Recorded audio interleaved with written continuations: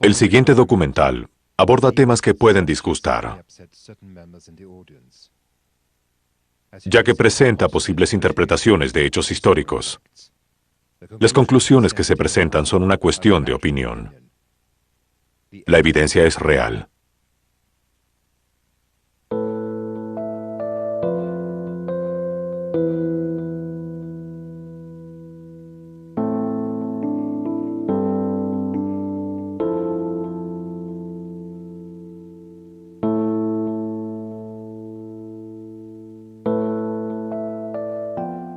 En la segunda mitad del siglo XV vivió un hombre iluminado llamado Leonardo da Vinci.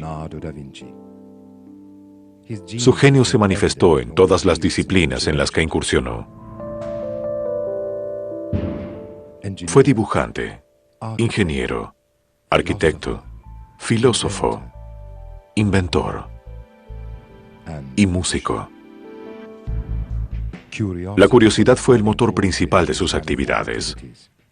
Dedicó su vida a conocer el funcionamiento del mundo, la anatomía y multiplicar la fuerza humana.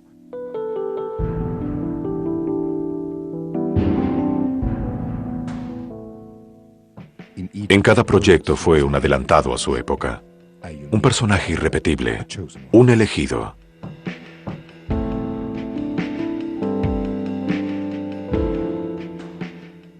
Y sin embargo, muchos misterios giran alrededor de su vida. Indicios, pistas, claves que se cuelan en sus obras y nos dejan entrever otras preguntas. ¿Cómo puede ser que íconos tan populares contengan aún enigmas sin resolver? ¿Hacia dónde nos lleva el laberinto de Leonardo? A casi 500 años de su muerte, todavía nos preguntamos qué misterios escondía Leonardo da Vinci. Y más concretamente, lo que indagaremos en este programa. ¿Qué quiso representar en la Última Cena y cuáles son los secretos que guarda esta obra?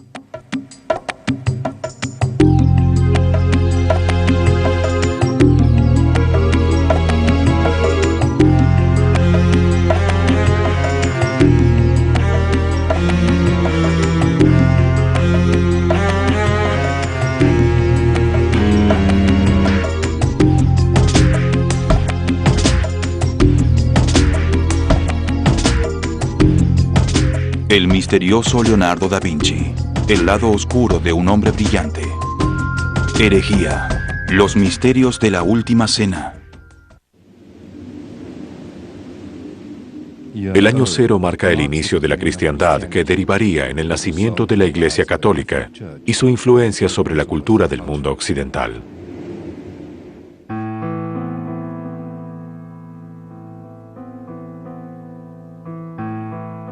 A partir de ese momento, su presencia marcará el pulso de Occidente, estableciendo una relación compleja con el arte y sobre todo con la ciencia.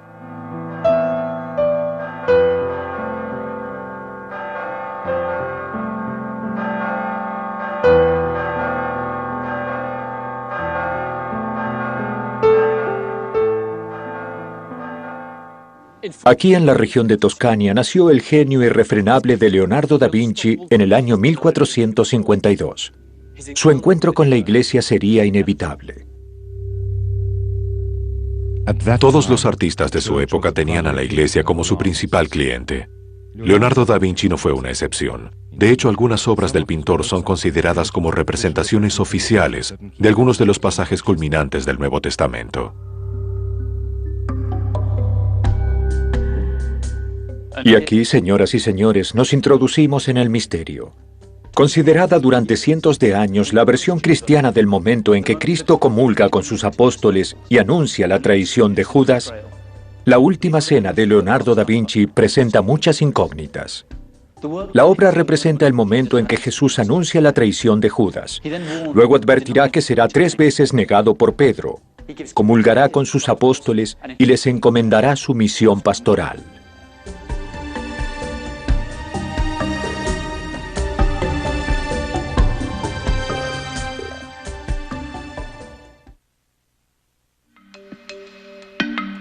Desde siempre el cáliz sagrado, así como el pan, el vino y la cruz, son los símbolos cristianos más recurrentes que podemos encontrar.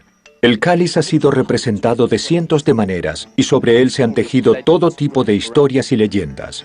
Es un emblema del cristianismo y del legado de Jesús. Sin embargo, si miramos bien la Última Cena, la versión oficial de este pasaje bíblico, no encontramos el cáliz. ¿Dónde está el cáliz? Si observamos la pintura con detenimiento, notaremos la profusa presencia de panes. Los comensales están provistos de pequeños vasos, platos hondos, que casi pasan inadvertidos por el deplorable estado actual de la obra. En el instante de la consagración del pan y el vino como cuerpo y sangre de Jesús, vemos delante de su imagen un vaso, un plato, un pequeño cuenco, varios panes, una gran fuente vacía.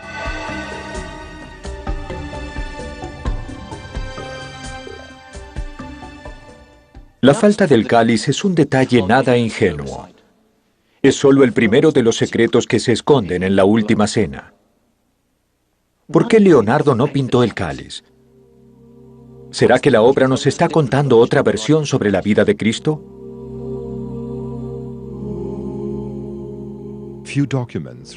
Pocos documentos contemporáneos a Jesús nos narran su vida. Además de los 4 libros que componen la Biblia, el Evangelio según San Marcos, según San Juan, Lucas y Mateo, existen otros textos escritos también por los primeros cristianos, a los que se denominan evangelios gnósticos, o según la denominación de la Iglesia que los rechaza por heréticos, evangelios apócrifos. Entre ellos encontramos el Evangelio de Tomás, el libro secreto de Santiago, el Evangelio de María Magdalena, las actas de Tomás y de Pedro, y el Evangelio de la Verdad. Estos son escritos que cuentan otra historia, diferente a la que relatan las Santas Escrituras, aprobadas por la religión oficial. Textos desechados por la Iglesia y expresamente condenados y excluidos de la Biblia. Textos en los que se narra una historia silenciada. Textos que nos ilustran a un Jesús distinto del que conocemos.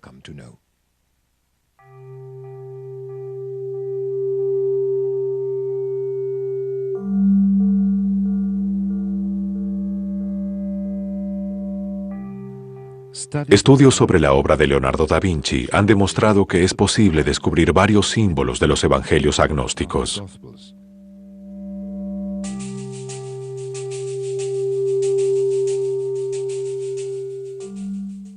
Ahora bien, si esto es cierto, ¿cuál es la historia de Jesús que nos cuenta Leonardo en la Última Cena?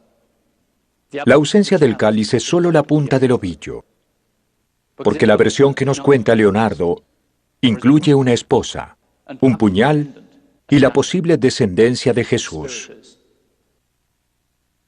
Conspiradores, secretos y guardianes de esos secretos. ¿Cuál es el verdadero misterio del Santo Grial? A lo largo de la historia, la leyenda del Santo Grial ha movilizado la voluntad de miles de hombres que intentaron recuperar este copón sagrado. Su incalculable valor místico y material lo convirtieron en el gran objeto perdido de la era cristiana. El cáliz ha sido rastreado por creyentes y conversos, pero también por codiciosos mercaderes y buscadores de tesoros. Su búsqueda ha acarreado heroísmo, fe y traición. Así también como la búsqueda de la vida eterna, de la inmortalidad. Consideremos ahora la posibilidad, casi como un juego, de que el cáliz como tal no haya existido y de que su mención en los evangelios encierre una metáfora, una idea, y que esa idea sea la representada por Leonardo en su obra, es decir, otro significado que no es el que contiene el objeto. La copa fue el recipiente en que bebieron Jesús y sus discípulos en la Última Cena. Esto es la celebración de un pacto. En una y otra versión, el Santo Grial representa la sangre de Jesús. Ahora hagámonos una pregunta audaz. ¿Qué representa la sangre de Jesús? Es obvio que Leonardo quiso decir algo con la ausencia del Grial en la Última Cena. Evidentemente, el artista daba otro sentido a la imagen del cáliz. ¿Qué significa recoger la sangre de Cristo? Tal vez resguardar la sangre real, acaso materializada en la descendencia de Jesús. En este caso, el cáliz podría ser el útero de una mujer, una maravillosa copa para guardar y germinar la simiente de una descendencia real, o más concretamente, el linaje de Jesús.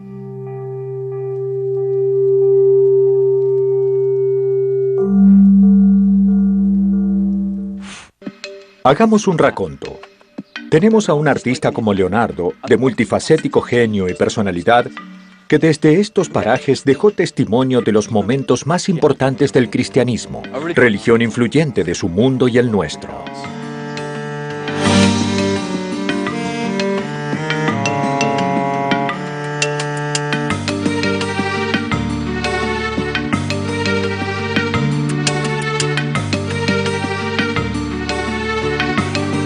Encontramos extrañas diferencias entre su representación, considerada oficial, y el relato que de los mismos hechos nos hace la Biblia.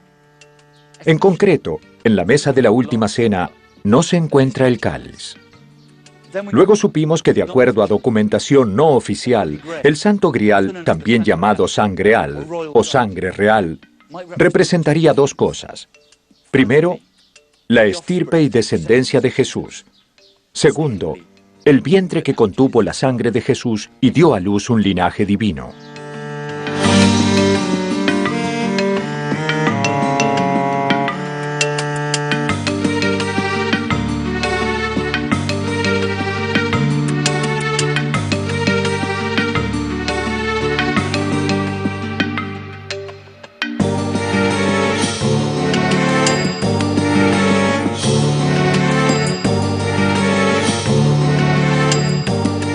Pero hay otro detalle.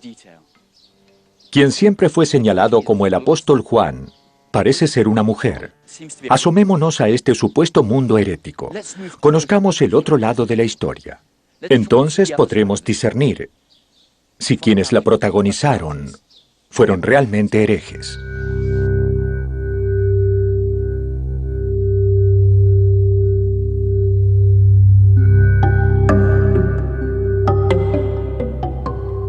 La historia no oficial nos cuenta que existe gran cantidad de documentos que relatan la verdad sobre la vida de Cristo, los apóstoles y la época anterior a la propagación del cristianismo. Nunca se supo con certeza dónde estaban esos documentos, quién los poseía y cómo habían sido preservados a lo largo de los siglos.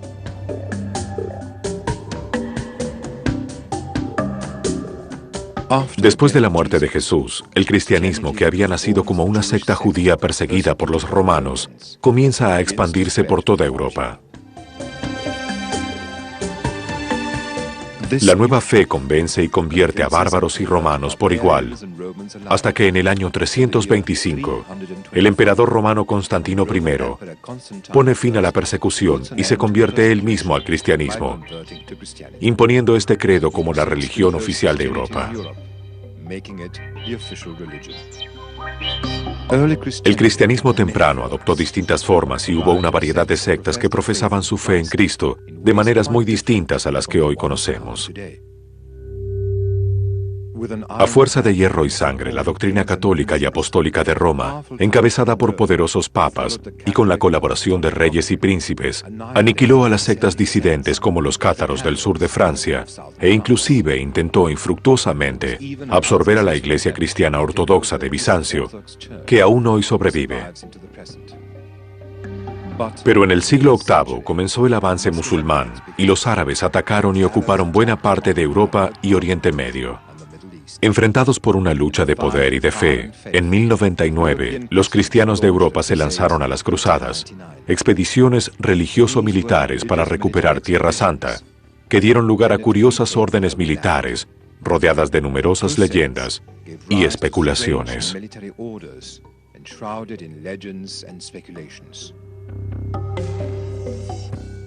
Entre ellas, la Orden de los Pobres Caballeros de Cristo, o Caballeros Templarios.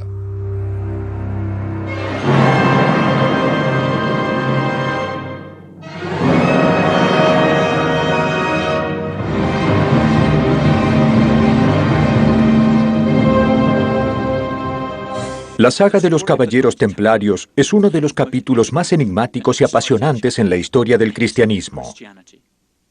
Comencemos como debe ser por el principio. El comienzo de esta historia se remonta al siglo XI, cuando en el año 1099, el Papa Urbano, heredero del apóstol Pedro en la ya poderosísima Iglesia Católica, levanta a Europa en armas para reconquistar Jerusalén de manos de los musulmanes.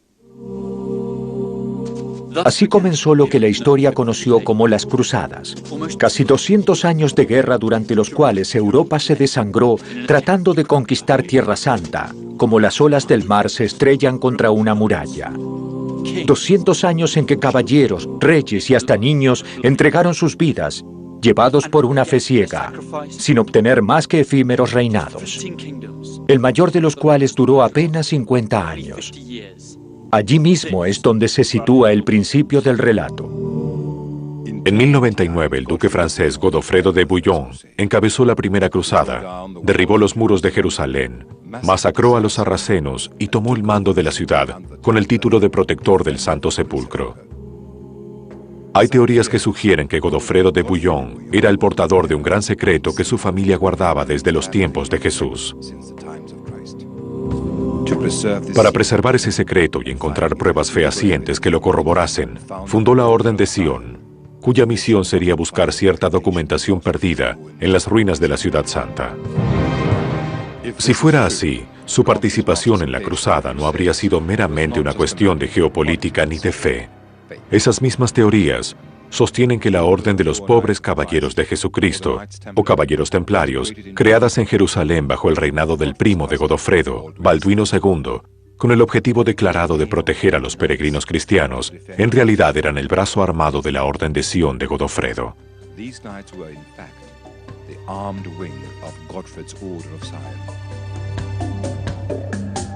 En apoyo de esta teoría, sabemos que varios de los fundadores y miembros de la Orden eran efectivamente miembros de la Orden de Sion.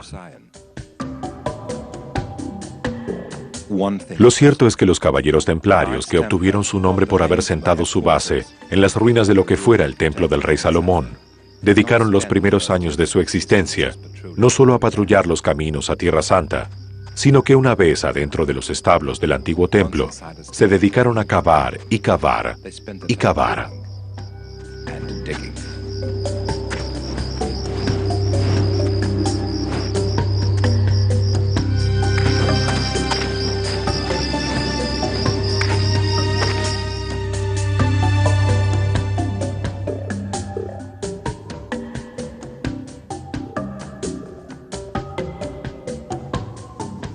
¿Qué hacían 9 caballeros templarios, supuestamente encargados de la seguridad de los peregrinos, cavando en las ruinas del rey Salomón? ¿Qué encontraron entre los escombros? Nadie lo sabe. Pero llamativamente, en poco tiempo, esta orden minúscula de monjes guerreros se convirtió en una de las corporaciones más importantes de Europa, accediendo a innumerables beneficios y exenciones papales, cuando Inocencio II dictó una bula por la que se les concedía independencia y poder absolutos más allá de cualquier autoridad política y religiosa. La bienaventuranza de los caballeros templarios se extendió hasta mediados del siglo XIV. Recibieron además de exenciones papales, dádivas y donaciones de nobles de toda Europa. Amasaron una fortuna tal que adquirieron propiedades en más de 12 países y comenzaron a conceder créditos a casas reales arruinadas, créditos que serían pagados con generosos intereses. Así los caballeros templarios fueron el primer antecedente de lo que mucho más tarde sería la banca de crédito internacional. ¿Por qué la Iglesia les dio un trato tan preferencial? ¿Estaría esto relacionado con los secretos desenterrados de las ruinas del templo del rey Salomón? Pero todo poder encuentra su límite, y los caballeros templarios no fueron la excepción. Su fin llegó a principios del siglo XIV. Y llegó de noche, con violencia, fuego y sangre. Corría el año 1307 cuando el rey francés Felipe IV, presionado por deudas y necesitado de fondos para realizar una nueva cruzada, decidió que los templarios habían llegado demasiado lejos. En una operación simultánea, todos sus soldados recibieron una orden sellada. un sobre lacrado que no debía abrirse hasta el viernes 13 de octubre. Su contenido era fatal para los caballeros de la Orden Templaria. Se los acusaba de herejes, satánicos, sodomitas, blasfemos y crímenes demasiado horribles para ser mencionados. Por lo tanto, debían ser arrestados inmediatamente y embargados sus tesoros.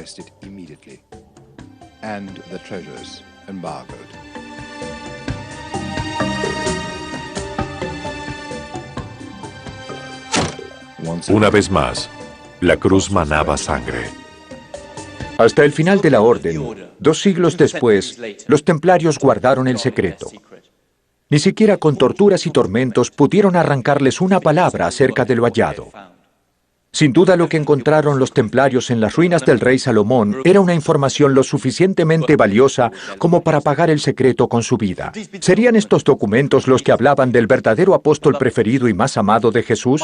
¿Serían documentos que hablaban del protagonismo de una mujer y esa mujer sería María Magdalena y llevaría en su vientre la descendencia de Jesús? El Santo Grial no era una copa. ¿Entonces qué? Pero el secreto de los caballeros templarios no murió con la orden. Para preservarlo, sus sobrevivientes crearon el Priorato de Sion, una organización secreta de la que Leonardo fue gran maestre. Según consta en los misteriosos documentos encontrados en la Biblioteca Nacional de París, los Dossiers Secrets, y que perdura hasta el día de hoy.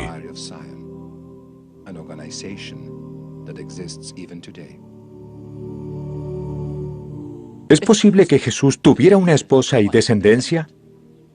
¿Qué relación existe entre ese enigma sagrado custodiado por templarios y la Última Cena, el famoso fresco de Da Vinci? ¿Qué relación tiene con la ausencia del Grial en el cuadro de Leonardo? Podría entonces pensarse que el gran pintor representó el Grial simbólicamente, basándose en el secreto de los templarios, cuya custodia ahora recaía en sus propias manos. Es decir, el Grial sería el vientre de María Magdalena, que contendría la sangre de Jesús, su descendencia. Es posible notar la postura claramente masculina de todos los apóstoles. En la Última Cena, sin embargo, si miramos bien, la pose de quien sería Juan, con su leve inclinación, es la de una mujer. Sus rasgos y actitud también son femeninos. Otros datos lo confirmarían. La vestimenta de ambos personajes, invertida en colores y forma, se complementan, manifestando la unión entre lo opuesto y complementario.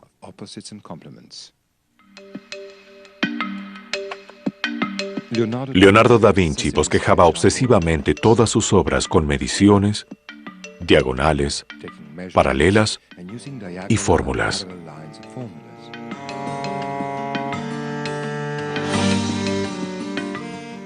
Acostumbraba a trabajar las líneas ocultas en cada uno de sus proyectos, por lo que es posible pensar que las rectas que forman la M de María Magdalena no son un azar de las formas.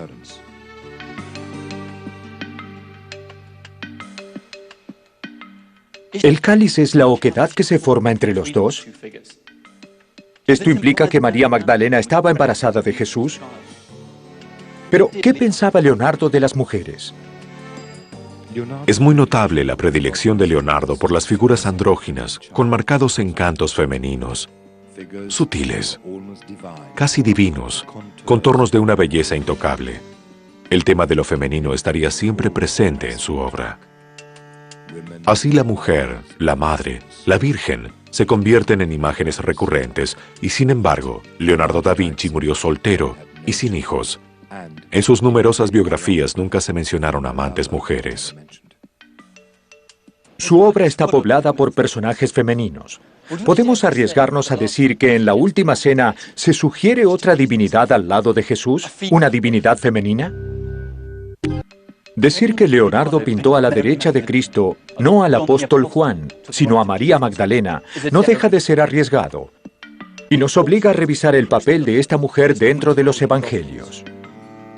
Existen 2 personajes en la Biblia que desde siempre han sido difíciles de abordar y sin embargo son protagónicos en la vida de Jesús. El primero es Juan el Bautista, de quien algunos dicen era primo de Jesús.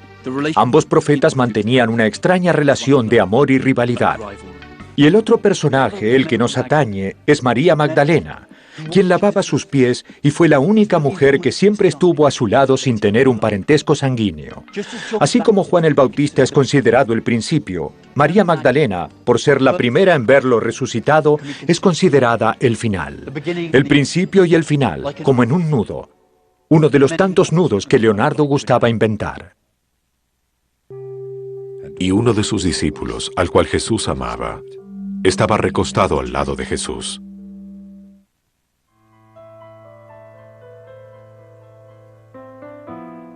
En realidad, la condición de prostituta de María Magdalena, que se interpreta de las Santas Escrituras, dista mucho de la realidad. De lo que no quedan dudas es que tenía algún tipo de relación íntima con Jesús, mucho más cercana que la que relatan los textos oficiales.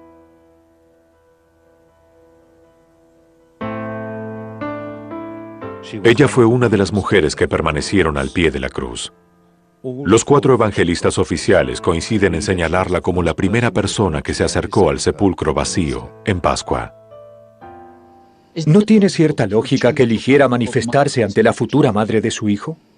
Posiblemente María Magdalena fuera elegida por Jesús como quien sería la verdadera madre del cristianismo, la mujer redimida, la compañera fiel que germinaba su simiente, la que se sentaba a su derecha. Sin embargo, la oscuridad cayó sobre Magdalena. ¿Por qué? A lo largo de la historia ha sido insoslayable la negación de la Iglesia Católica a todo contacto sexual cuyos fines no sean exclusivamente reproductivos. El sexo en sí mismo es considerado pecaminoso y vivido con culpa, la negación de la carne. La misma procreación de Jesús, hijo de una mujer intacta. Detalle realmente innecesario porque bien pudo haber sido iluminado por Dios, siendo hijo de un matrimonio elegido. La ascensión de la Virgen María, cuyo cuerpo no se puede corromper. La ausencia de mujeres entre los apóstoles que dejaban a su familia para acompañar a Jesús. La quema de brujas en la Inquisición.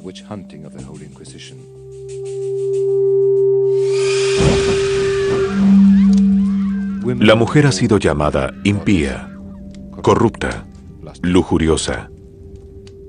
¿Por qué quienes dicen detentar autoridad entre las almas le tienen miedo a la mujer? Para la iglesia tradicional, la sexualidad de María Magdalena no fue difícil de encasillar. La mujer de los 7 demonios, la pecadora. No hay ninguna dificultad para relacionar con ella el contacto carnal con una falta que debe ser redimida. Sin embargo, hay otro tema mucho más urticante, un tema que por falta de resolución se convirtió en cuestión tabú. Mencionarlo es caer en pecado, la sexualidad de Cristo. ¿Hay fundamentos reales para considerarlo célibe o un apólogo de celibato? La respuesta es no. El supuesto celibato de Jesús y sus apóstoles es considerado cosa juzgada e indiscutible. Y sin embargo, no es el comportamiento lógico que se desprende del relato que hacen los evangelios. Entre los judíos, el no tener hijos se consideraba de alguna manera una traición a los designios de Yahvé. Un hombre que a los 30 años aún no tuviera hijos, o siquiera mujer propia, sin duda hubiera llamado la atención. Las crónicas de la época no hubieran dejado de registrarlo, sobre todo si era alguien que, como Jesús, se encontraba en el centro de la cuestión pública. Todos sabemos que Cristo y sus seguidores tenían numerosos enemigos. No hubieran estos dejado de tildarlos de homosexuales, un delito que en la época tenía penas gravísimas. Las mujeres en la obra de Leonardo nos remiten a lo angelical, inalcanzable, etéreo y puro, mientras que los hombres son la fuerza, la violencia y la intriga. Pero su relación con lo femenino masculino era mucho más compleja que eso. La historia cuenta que en el año 1476, un muchacho de 17 años acusó de sodomía a un grupo de jóvenes, entre los cuales se encontraba Leonardo da Vinci. Nadie pudo impedir que Leonardo pasara cerca de 2 meses en la cárcel. Es curioso, pero los biógrafos oficiales tratan de evitar este episodio, como si se tratara de algo vergonzante en la vida del artista. La homosexualidad de Leonardo es un hecho. Su joven asistente Salai, su amigo Melzi, figuran en la lista de amantes de este hombre, para quien la mujer era un ser superior, casi inalcanzable, como una virgen, una madre ausente, o la esposa de un dios. Leonardo era un hombre especialmente carismático, bello, fuerte, literalmente capaz de doblar una herradura con sus manos como si fuera de plomo. Al mismo tiempo eximio ejecutante de instrumentos como la flauta, la lira, el mandolín, cocinero, narrador. Es muy difícil pensar que un solo sexo pudiera contener la inmensa energía de este hombre iluminado para quien el universo era tan solo un patio de juegos. Pero suponer que Leonardo pudiera utilizar su obra para manifestar indirectamente sus preferencias sexuales es una frivolidad. La presencia de María Magdalena en la Última Cena va mucho más allá de lo psicológico o de una declaración de identidad sexual. Se trata de una toma de posición. Se supone que Leonardo era miembro de alguna asociación secreta como el del Priorato de Sion, grupo herético que defendía la posición de María Magdalena en la Iglesia. Una postura política y moral que, dada la censura imperante, solo podía ser transmitida a partir de símbolos. Con todos estos datos es mucho más simple respondernos la pregunta que nos hiciéramos inicialmente. ¿Por qué Leonardo pinta a una mujer a la derecha de Jesús en la Última Cena? La respuesta es obvia, porque creía que esa mujer debía estar allí. ¿Pero qué peligros enfrentaba el maestro al decidir brindar esta versión de la Biblia? ¿Por qué la clandestinidad del mensaje? ¿Por qué la madre de la Iglesia fue transformada en una mujer pecadora que tan solo lavaba los pies de Cristo?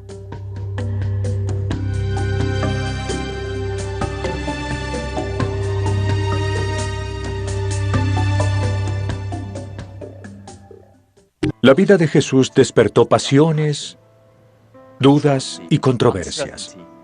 Luchas intestinas de todo tipo. ¿Sospecharían el poder que llegaría a alcanzar la institución que se estaba gestando? ¿Por qué en la religión más fuerte de Occidente solo existe una madre virgen y ninguna esposa?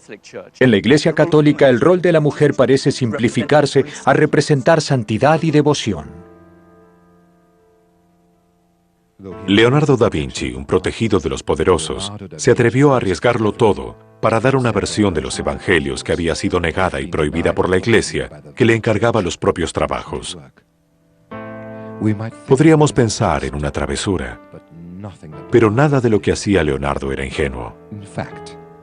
Hablemos mejor de una misión.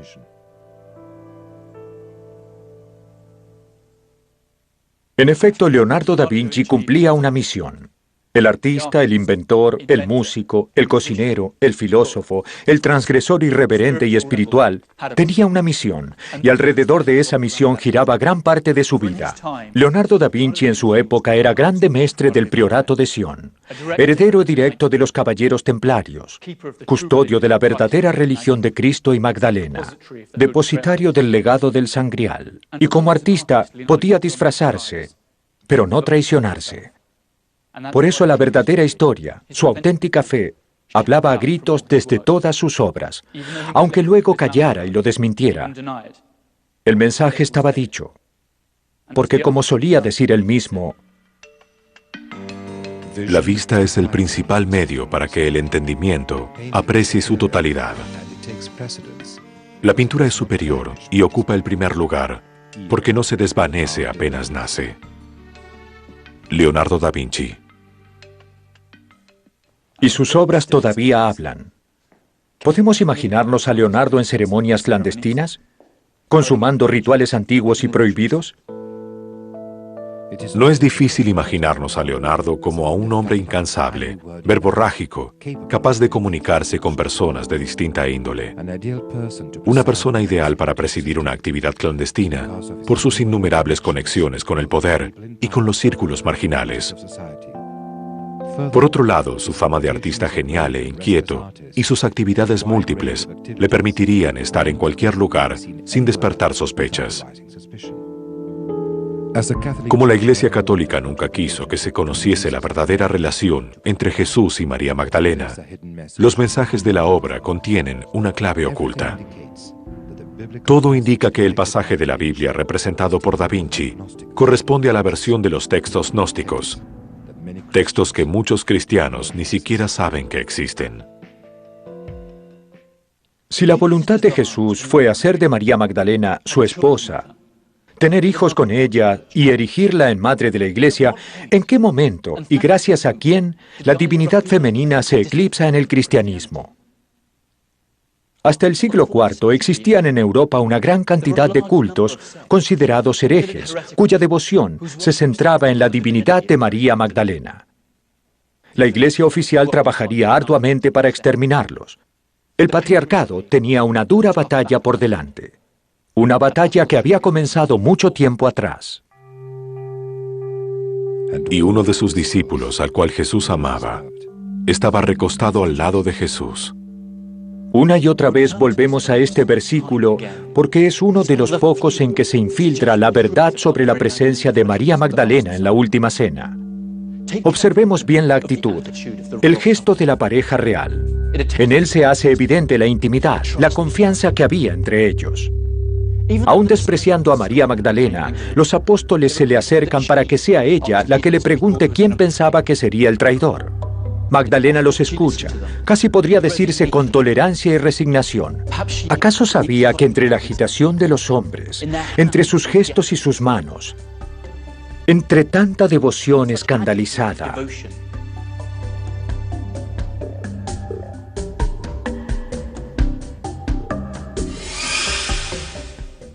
había un puñal?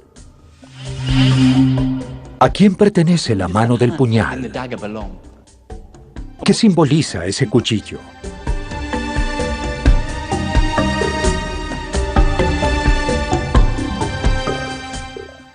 Para la Iglesia Católica, la mano del puñal representa la inminente traición de Judas. En sus propios escritos, el artista atribuye el cuchillo a la mano de Pedro, quien lo utilizaría para cortar el pan.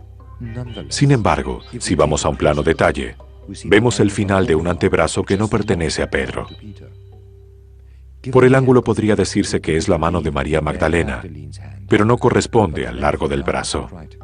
Es ridículo pensar que Leonardo da Vinci, el maestro de las proporciones, el creador del hombre de Vitruvio, pueda haberse equivocado en las medidas de una de sus obras principales. También es notable la agresividad latente en la mano visible de Pedro, que se acerca al cuello de María Magdalena, como haciendo la pantomima de un degüello.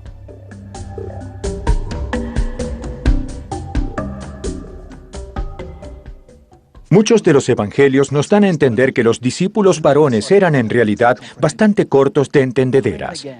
Una y otra vez surge la frase, pero ellos no le entendieron. También es recurrente la referencia a los celos de Pedro por la relación de Jesús con María Magdalena. Pedro, el fundador de la Iglesia Católica, representa el poder político. Magdalena, la esposa de Jesús y madre de su descendencia, representa la herencia espiritual, el poder divino. Posiblemente Jesús fuera hombre y santo, un hombre justo y un santo pecador.